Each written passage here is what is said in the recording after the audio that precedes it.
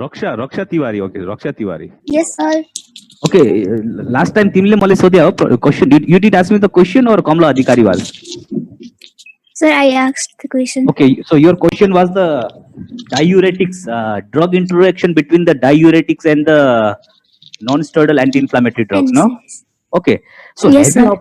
have you about the word natriuresis? Natriuresis. It is related to the natriuresis.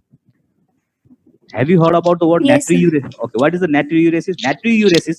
Okay, so that actually the this the interaction between the NSAID, NSAID when the NSAID is given along with the diuretics. The diuretics are the loop diuretics or the thiazide diuretics. There may be the chances of the reduction of the diuretic effect of the this diuretic effect of the loop diuretics or the thiazide diuretic. That means that when they are used concomitantly for the longer duration, the diuretic effect of those diuretics will be reduced, may be reduced. It is said that may be reduced. Exact mechanism is not fully understand, but it is believed that it is assumed that it reduces the natriuretic effect. It reduces the natriuretic effect. So what is the natriuretic effect? Natriuretic effect is the natriuretic effect. So that is caused by the natriuretide peptide, natriuretic peptide, natriuretic effect or natriuresis. Sorry, natriuresis is produced by the natriuretic peptide. This natriuretic peptide, they are produced from the brain, they are produced from the atria or the ventricles of the heart. If they are produced from the atria or the ventricles of the heart, they are called the atrial or the ventricular natriuretic peptide. Or if they are produced from the brain, they are called the brain natriuretic peptide. Now, what is the natriuretic? What is the role of the natriuretic? They produces the natriuresis. What is the natriuresis? Natriuresis, that means the enhances the excessive excretion of the sodium into the urine. The natriuresis is the process where there is a excessive excretion of the sodium into the urine. Okay, so that is called the natriuresis effect. Okay, now what is the role of the diuretics? The role of the diuretics, the role of the loop diuretics and the thiazide diuretic is that they inhibit the sodium chloride transporter, or they inhibit the sodium chloride co-transporter, sodium chloride potassium co-transporter. You know about that. What I mean to say that they inhibit the reabsorption of the sodium in thick limb of the ascending limb of the loop of the Henle or in distal convoluted tubes respectively. That loop diuretics or the thiazide diuretics, you know about that. So along with this their mechanism of action and along with the normal natriuresis process, they collectively enhances the loss of the sodium into the urine.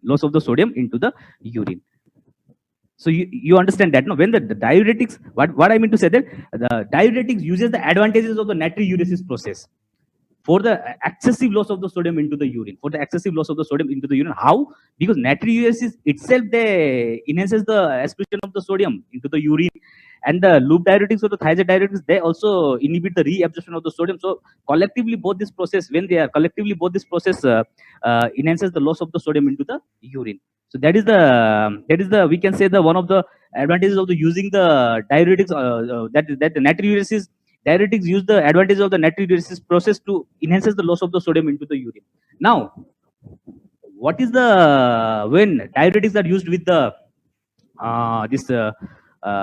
NSAID? It is believed that, or it is said that the NSAID, non-steroidal anti-inflammatory drugs, they inhibit the cyclooxygenase. Okay, they inhibit the cyclooxygenase. So by inhibiting the cyclooxygenase, like cyclooxygenase 1 and the cyclooxygenase 2, so by inhibiting the cyclooxygenase 1, they inhibit the prostaglandin synthesis. Okay, they inhibit the prostaglandin synthesis. So what are the renal prostaglandins? The renal prostaglandins are the prostaglandin E2 and the prostaglandin I2. Okay, prostaglandin E2 and the prostaglandin. So this prostaglandin, what is the role of the prostaglandin E2 normally for the natriuresis? When the prostaglandin E2 is increased, the function of the natriuresis will be increased. When the prostaglandin will be reduced, the function of the natriuresis will be reduced. So what I mean to say that when the NSAID used, it reduces the synthesis of the prostaglandin I2 and the E2 that inhibits the function of the natriuresis.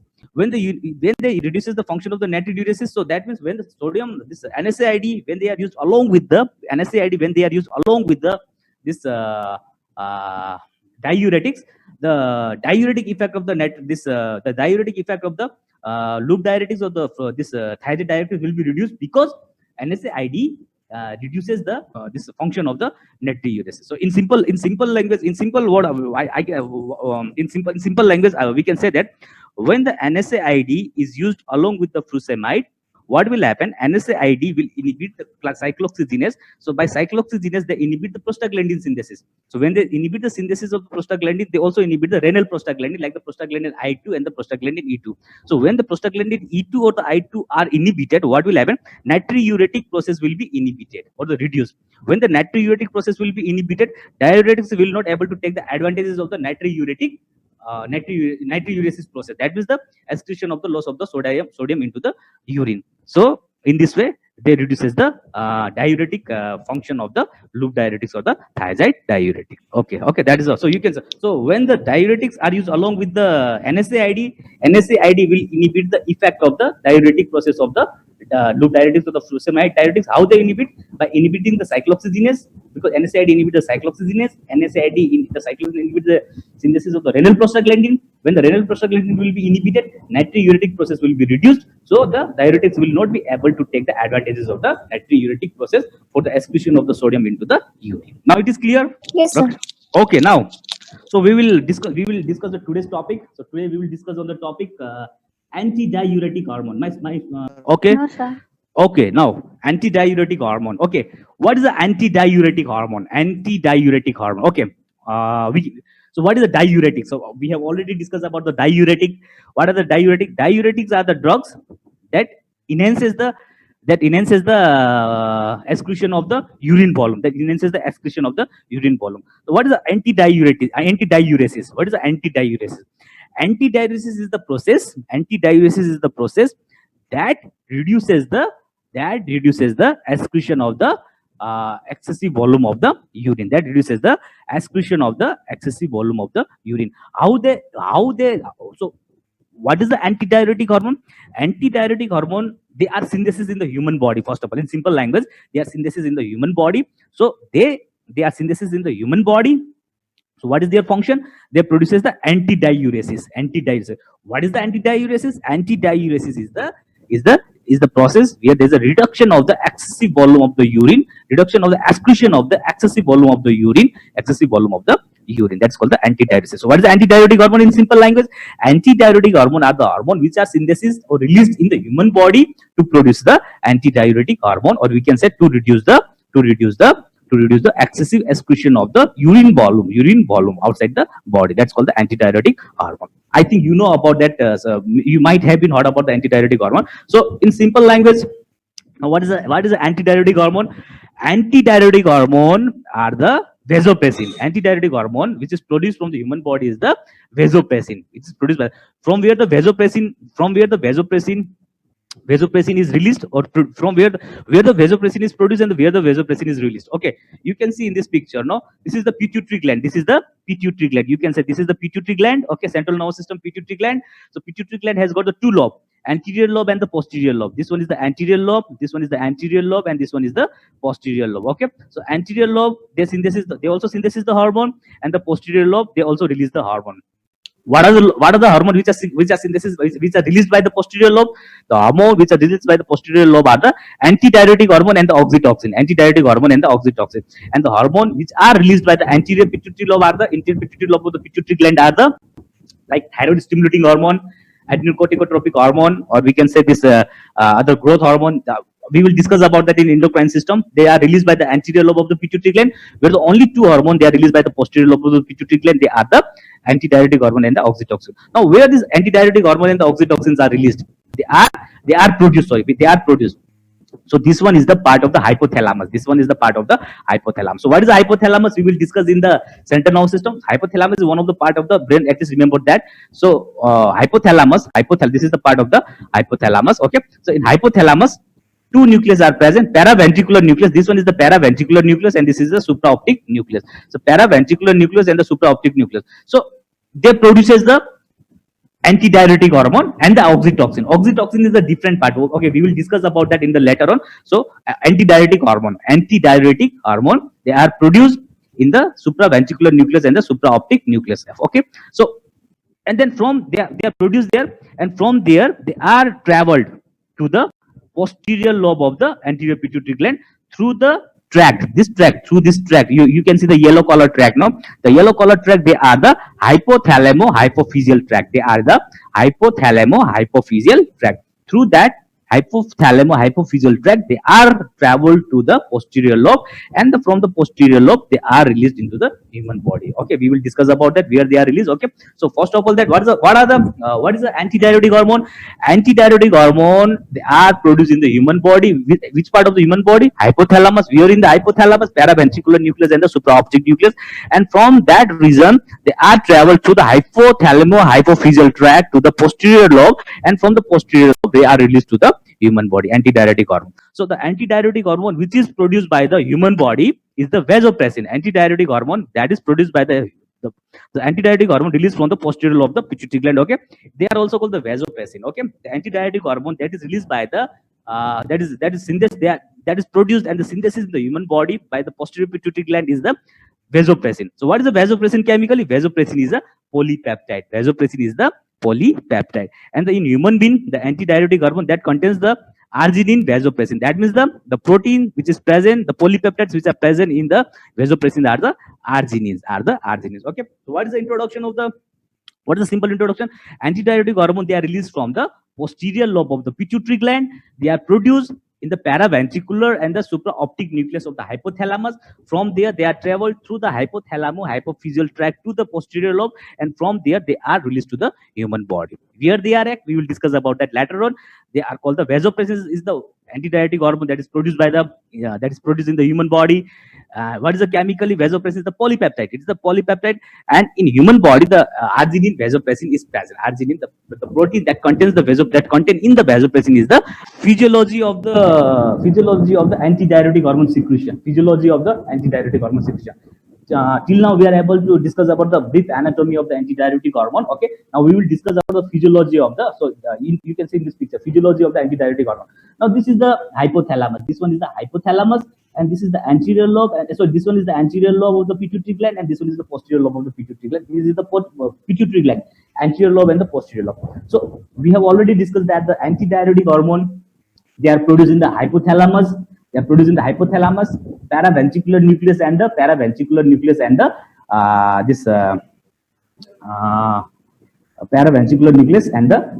supraoptic nucleus. So what will happen? What should be there? What should the stimuli for the? They are synthesis in the human. They are synthesis in the, but they should be the stimuli for the release of the antidiuretic hormone. So what are the stimuli? The stimuli are the number one is the dehydration. Dehydration, and the number second is the increased plasma osmolality.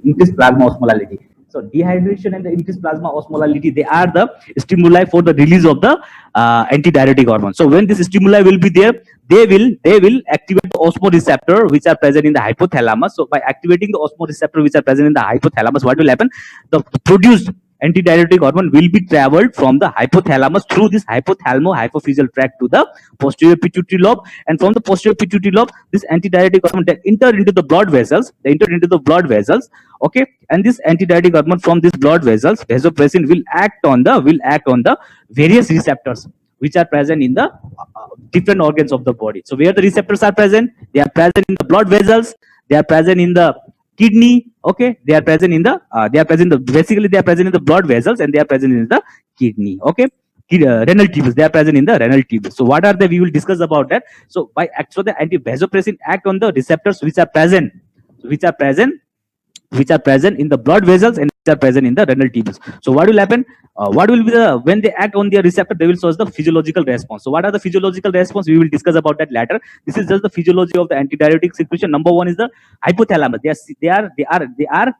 So what are the stimuli? Stimuli for the release of the they are produced in paraventricular nucleus and the supraoptic nucleus of the hypothalamus, and the stimuli for the release of the this antidiuretic hormone vasopressin. I will say the vasopressin are the dehydration or the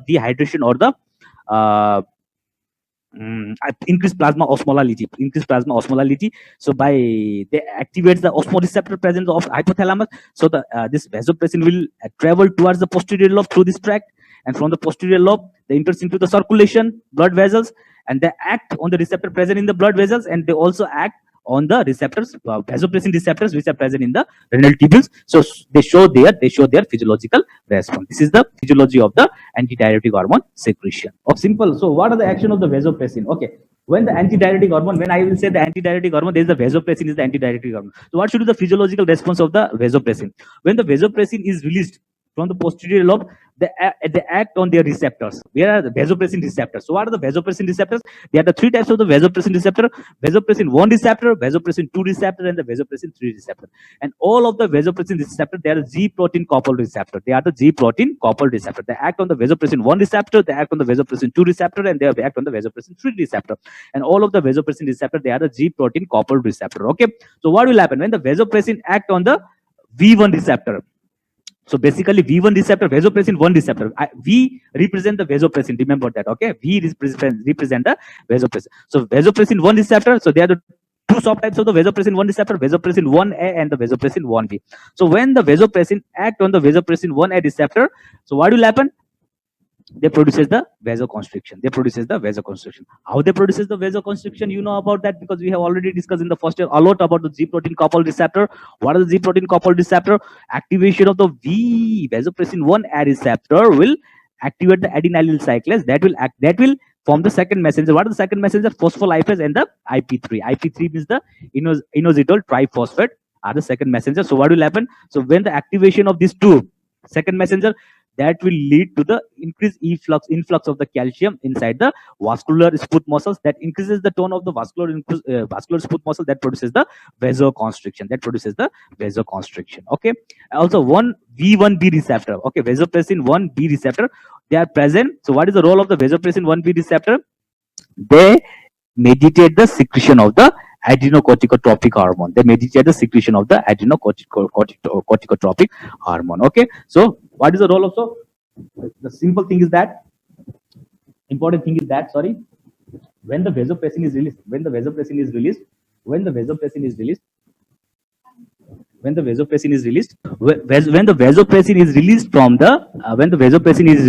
they act on the respective receptor. What the one receptor is the vasopressin 1 receptor. All the vasopressin receptors are G protein coupled receptor. So vasopressin 1 receptor, two types of the vasopressin 1 receptor, A and the B. So by acting on the vasopressin A receptor, what will happen? That activates the phospholipase. Second messenger formation will be there, so that will lead to the vasoconstriction. Okay. And second is the vasopressin B receptor. By activation of the vasopressin B receptor, agonist effect on the vasopressin B receptor 1B receptor, they stimulates the release of the adrenocorticotropic hormone. Okay. Now vasopressin 2 receptor. So where the vasopressin 2 receptors are present? Okay, sorry, Malsi Ugarenai. Okay, now full screen is there. I forget about the full screen. Okay, action of the vasopressin 2 receptor. Okay, action on the vasopressin 2 receptor. So vasopressin 2 receptor, action of the vasopressin 2 receptor. Okay, so where the vasopressin 2 receptors are present? They are present in the renal tubules. Which part of the renal tubules? Collecting ducts. Basically the collecting ducts. So they are also the G protein coupled receptor. So when the vasopressin bind to the vasopressin 2 receptor present in the collecting ducts, that will show the agonist effect. So what is the agonist effect? So that will activate the adenylyl cyclase. And there will be the formation of the second messenger.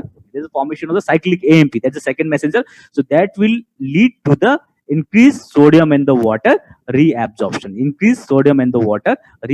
So one molecular mechanism is in between this, but that is not necessary to your level. Just remember that when the vasopressin bind to the vasopressin 2 receptor, which are present in the collecting ducts. Which part of the collecting ducts? In the basolateral membrane. Of the principal cells of the collecting duct. Cells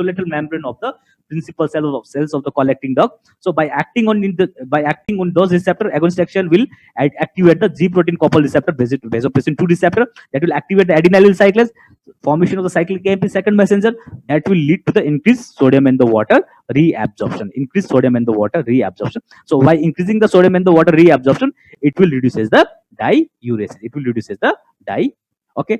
And the vasopressin 2 receptor, they also present outside the renal tubules. They also present outside the renal tubules. So what is their role? Their role is to release the factor VIII and the von Willebrand factor. They release the factor VIII and the von Willebrand factor. They release the factor VIII and the von Willebrand factor. So you have to remember that. You have to remember that vasopressin 1 receptor, activation of the vasopressin 1 receptor will produce a vasoconstriction. Activation of the vasopressin 2 receptor in the renal tubules, that will lead to the reduced increased sodium in the water reabsorption, that reduces the diuresis.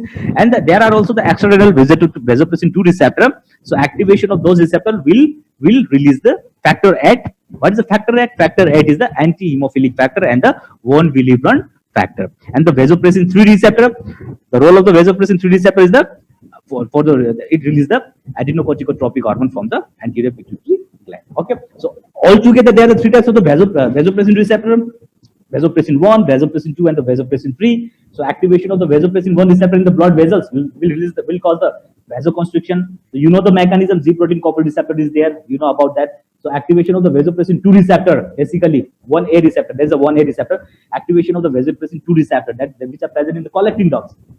Basolateral membrane of the principal cells of the collecting ducts. So activation of this vasopressin 2 receptor will lead to the increased reabsorption of the sodium in the water. So that will sodium in the water, so that will increases the diuresis. That is reduces the diuresis. Okay, and the extrarenal B2 receptor, which are present in the extrarenal B2 receptor, which are present in the other than the renal tubules. So what is the activation of those receptors will lead to the release of the factor VIII and the release of the von Willebrand factor. Okay, and the vasopressin 3 receptor activation will lead to the secretion of the adrenocorticotropic hormone from the anterior pituitary gland. At least remember the vasopressin 1A and the vasopressin V2. They are the important. They are the clinically significant. Okay. Now we have already discussed about the anatomy and the physiology and about the receptors of the vasopressin. Okay. Now what are the vasopressin analogs? Now they are the commercially prepared analogs.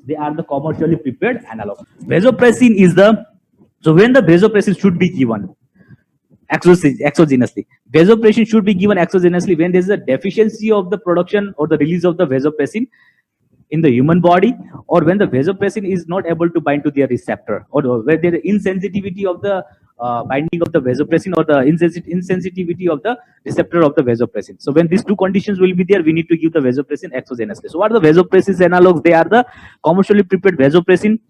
They should be given in the condition when there is a deficiency of the production and the release of the vasopressin in the human body, or when the vasopressins are not able to show their action by binding to their receptors. That's the vasopressin analog. So there are the three types of the vasopressin. One is analogs, one is the vasopressin, one is the desmopressin, and the third is the torlipressin. At least remember the vasopressin and the desmopressin. Among these, the most commonly used drug is the desmopressin. Got the point? So they are the vasopressin analogs and the commercially prepared vasopressin which are given exogenously. There are two types, vasopressin and the desmopressin. And the most important drug is the desmopressin. One additional drug is also there, new drug, that is called the torlipressin. Should I continue? Okay. Now, what is the vasopressin analog 1? What is the vasopressin analog? Okay, continue. Vasopressin. So vasopressin, they are the non-selective vasopressin 1 and the vasopressin 2 receptor agonist. They act on the vasopressin 1 and they act on the vasopressin 2 receptor. Okay, agonist action. Their plasma half-life is approximately 20 minutes. That is the short duration of action. They should be given by the parenteral or the intranasal routes. They should not be given by the oral route, because if they are given by the oral route, they will be inactivated by the trypsin. We know that the vasopressin is a polypeptide. And what is the trypsin? Trypsin is a serine protease. It is released from the pancreas. The proenzyme of the trypsin is the trypsinogen. Trypsinogen is the proenzyme that will convert it into the active form, that is called the trypsin. So trypsin is the proteolytic enzyme, serine protease. That is a proteolytic enzyme that degrades the polypeptide bond of that degrades the protein. How that degrades the protein? By degrading by hydrolysis of the peptide bond of the protein. So that splits the protein into many peptides. So we know that the vasopressin is the polypeptide. So when it is taken orally within the stomach or the small intestine, trypsin will bind to the vasopressin. So it degrades the protein of the vasopressin, split it into the many polypeptide. It is many peptide. So it will be inactivated by the trypsin. So it should not be given by oral route. Is that clear? So what is the vasopressin? Non-selective V1 and the V2 receptor agonist. Plasma half-life is a 20 minutes. That is the shorter duration of action. It should be given by the parenteral and the intranasal route. It should not be given by the oral route, because if it is given by the oral route, it will be inactivated by the trypsin, because the trypsin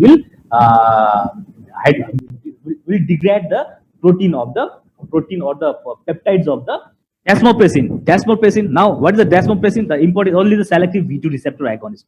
So that is the reason desmopressin should be used for the antidiuretic action, because the only selective to the vasopressin 2 receptor agonist. Okay, desmopressin. Plasma half-life is approximately 2 hours. Longer duration of action. So that is also the reason they are used for the we can say, because the plasma duration of action is longer, and administered by the oral, parenteral, and the intranasal route. Other advantage. So what is the advantage of the desmopressin over the vasopressin? Number one is for the antidiuretic process it only binds to the vasopressin 2 receptor, selective vasopressin 2 receptor agonist, and it can be given by the oral route, while the vasopressin cannot be given by the oral route. Okay, so the selective V2 receptor agonist, plasma half-life is approximately 2 hours. That's called the long duration of action, and it is administered by the oral, parenteral, and the intranasal route. It is administered by the oral, parenteral, and the intranasal route. Torlipressin, that is not important. It is a prodrug. You know about the prodrug.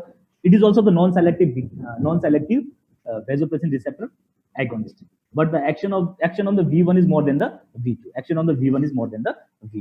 So that means the blood vessels. So V1 receptors are present in the blood vessel. So the role of the torlipressin for antidiuretic action is the minimal comparing to the vasopressin or the desmopressin.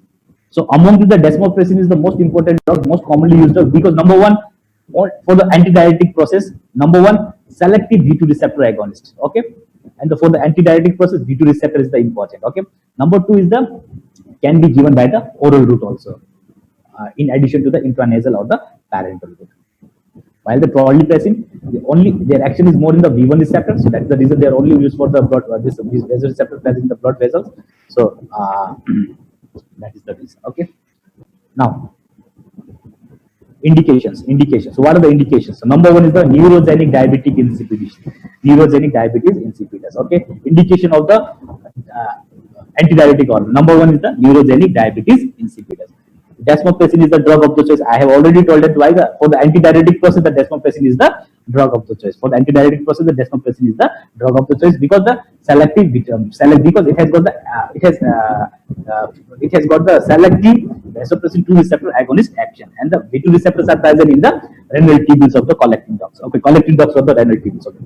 So diabetic insipidus, they are used for the diabetic insipidus. So what is the diabetic insipidus? The diabetic insipidus is the disease that is characterized by the excessive excretion of the urine outside the body. Excessive excretion of the urine volume. Diabetic insipidus is the disease that is characterized by the excessive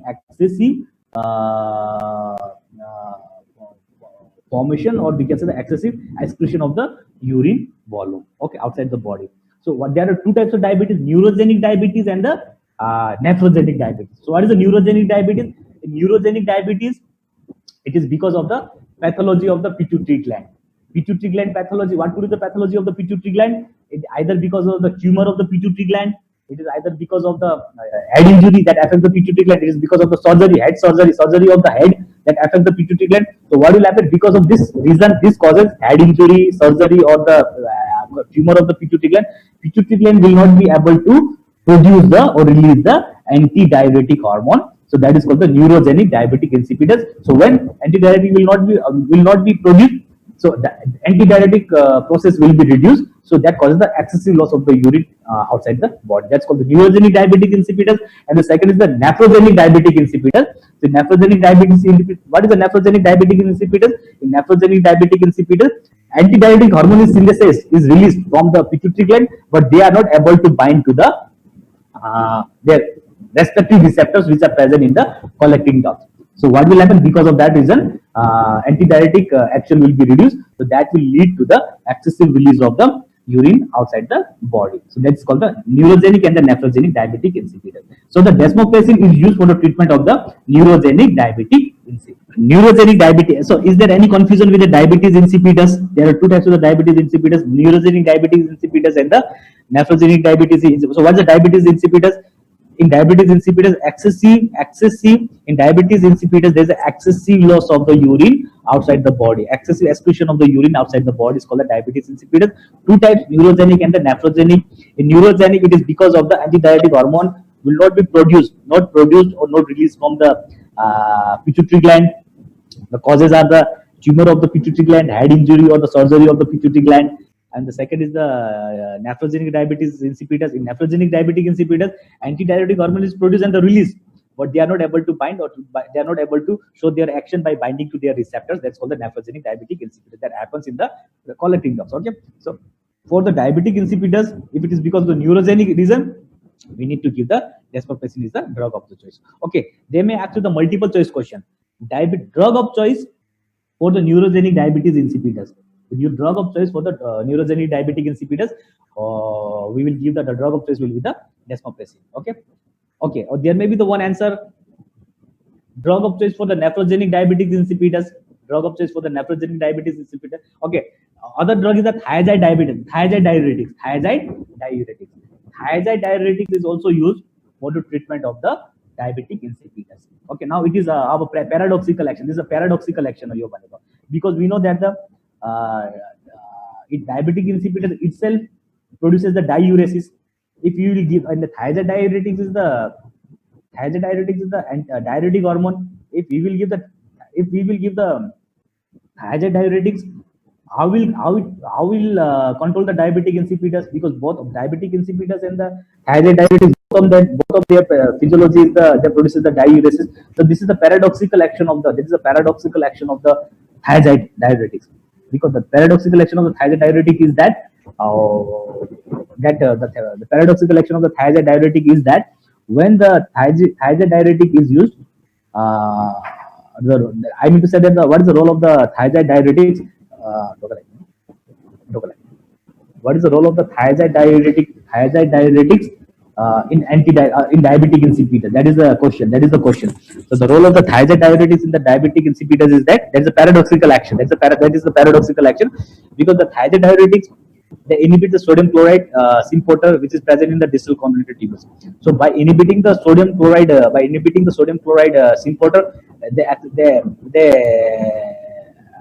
there's an inhibition of the reabsorption of the sodium and the water.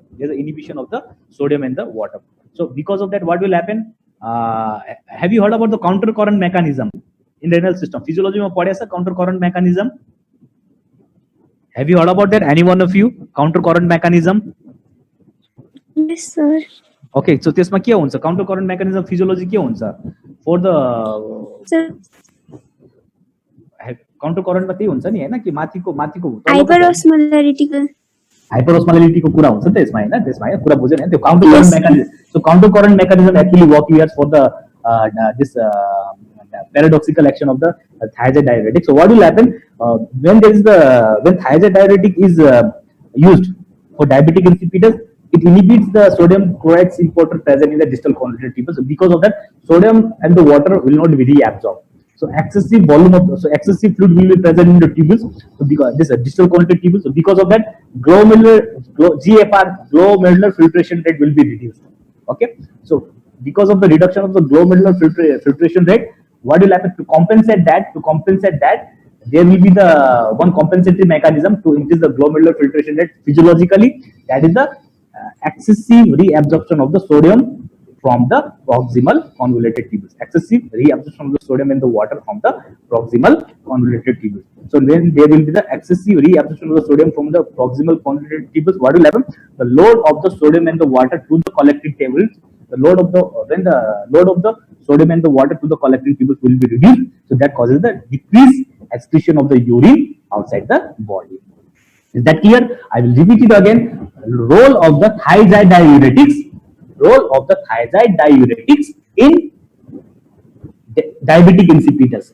Basically, the nephrogenic diabetic insipidus is that thiazide diuretics, that's the paradoxical action. The thiazide diuretics inhibits the reabsorption of the sodium in the water at distal convoluted tubules. Because of that, what will happen?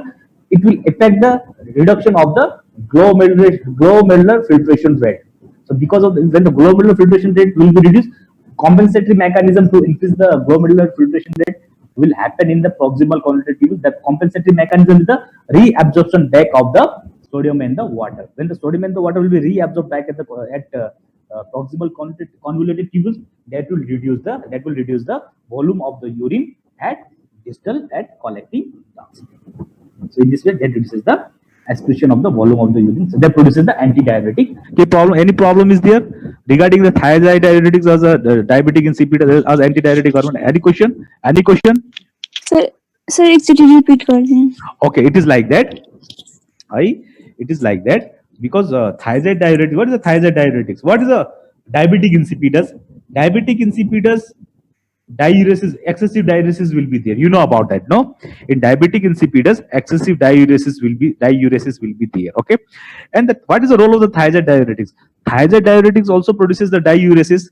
That means both the disease, that is the diabetic insipidus, and the drug thiazide diuresis, that increases the diuresis. Now the question will be there: how thiazide diuresis will produce the antidiuretic process, despite it has got the diuresis action? That is the paradoxical. The action will be the paradoxical action of the thiazide diuretics. What is called the paradoxical action? We know that the role of the thiazide diuretics is the diuresis, but how it produces? But it also produces the antidiuresis. How it produces the antidiuresis? That is the reason is there that thiazide diuretics, where it act on the distal convoluted tubules. So if it act on the distal convoluted tubules, it inhibits the sodium chloride co-transporter, symporter. By inhibiting the sodium chloride symporter, what will happen? Reabsorption of the sodium will be inhibited. When the reabsorption of the sodium will be inhibited, the water will be withdraws toward the renal tubules because of the osmotic process. Okay, so excessive sodium in the water will be there. So because of the excessive sodium in the water, what will happen? Because of the excessive sodium in the water,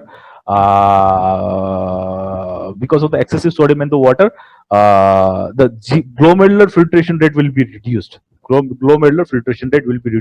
Because it impures the countercurrent mechanism. Countercurrent mechanism ma ke huncha ni?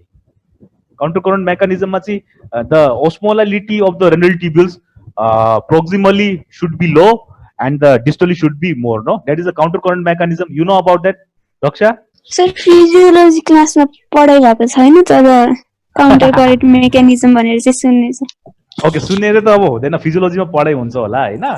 यो कस्तो हुन्छ भनेपछि हैन, okay, यो कस्तो हुन्छ काउन्टरकरेन्ट मेकानिजममा कस्तो हुन्छ? ओस्मोलारिटी भनेको ओस्मोलारिटी renal ट्युब्युल्समा ब्लडको flow कसरी हुन्छ भनेपछि डिस्टलमा चाहिँ हाइपोओस्मोलर हुनुपर्छ र त्यसको मुनि चाहिँ हाइपर ओस्मोलर हुनुपर्छ. Okay, it will be difficult to without the figure. We will discuss on the next day about that. Just अहिले के बुझ्नु पर्यो भनेपछि thiazide diuretics will inhibit the sodium chloride co-transporter. By inhibiting the sodium chloride co-transporter, it will inhibit the reabsorption of the sodium in the water. So more water will be there in the distal convoluted tubules. Because of that reason, what will happen? Because of that reason, the glomerular filtration rate will be reduced. Okay, when there is a reduction of the glomerular filtration rate, physiologically one compensatory mechanism happens in the renal tubules to increase the glomerular filtration rate. What is that compensatory mechanism? The proximal convoluted tubules will start reabsorption of the sodium in the water. So when there is a reabsorption of the sodium in the water at the proximal convoluted tubules, what will happen? The load of the water and the sodium to the collecting ducts will be reduced. So that will reduce. When the load of the water to the collecting ducts will be reduced, that will reduces the diuresis of the diuresis. If the diuresis will be reduced, that produces the antidiuretic process. Now it is clear, Doctor? Yes, sir. Okay, now second indication is the primary nocturnal enuresis. So what is the primary nocturnal enuresis? That is the disease of the children. There's a bedwetting during the night. That's called the bedwetting during the night. That is the disease of the children that causes the bedwetting during the night. Okay, and we know that the this desmopressin, it produces the antidiuretic action that reduces the flow of the urine, that reduces the excretion of the urine. So it is used in the primary nocturnal enuresis. That is, this is the disease which is characterized by the bedwetting in children during the night. So it should be given by the intranasal desmopressin. Okay. Other indication is the bleeding disorder, hemophilia A and the von Willebrand disease. So what is the hemophilia A? Hemophilia A is the deficiency of the factor VIII, and the von Willebrand disease is because of the deficiency of the von Willebrand factor. And we know that the by activation of the vasopressin 2 receptor, external vasopressin 2 receptor, that increases the release of the factor VIII and the factor von Willebrand factor. So what will happen? So in diseases like the hemophilia A and the von Willebrand disease, there's a because of the deficiency of the factor VIII and for the deficiency of the von Willebrand factor, they produces the bleeding disorder. That bleeding disorder can be controlled by giving the desmopressin, because desmopressin will induce the release of the factor VIII and the von Willebrand factor. So that will release the deficient factor VIII and the von Willebrand factor that happens in particular diseases. That's the desmopressin is the drug of choice. Why the desmopressin? Because it activates the only the selective beta vasopressin receptor agonist. Okay. Oesophageal varices. So what is the oesophageal varices? Oesophageal varices, that is the dilatation of the blood vessels. Dilatation of the blood vessels that lie beneath the mucosa of the oesophagus. Dilatation of the blood vessels that lie beneath the mucosa of the oesophagus. That's called the oesophageal varices. They are the complication of the cirrhosis of the liver or the portal hypertension. They are the complication. Oesophageal varices is the disease that is a complication of the portal hypertension or the cirrhosis. So what happens there? There is a dilatation of the blood vessels, basically the veins below the mucosa of the oesophagus. So we know that the torlipressin, it is the V1 receptor. So what is the role of the vasopressin or the vasopressin on the blood vessels? They produces the vasoconstriction. And we know that among the vasopressin, desmopressin and the torlipressin, desmopressin doesn't have the role in the V1 receptor. Vasopressin and the torlipressin have the role in the V1 receptor, because they are the non-selective vasopressin 1 receptor and vasopressin receptor antagonist, where the torlipressin, the action of the torlipressin is more in the V1 receptor. So because of that reason, the torlipressin is used for the treatment of the oesophageal varices. How is it useful in the treatment of the oesophageal varices?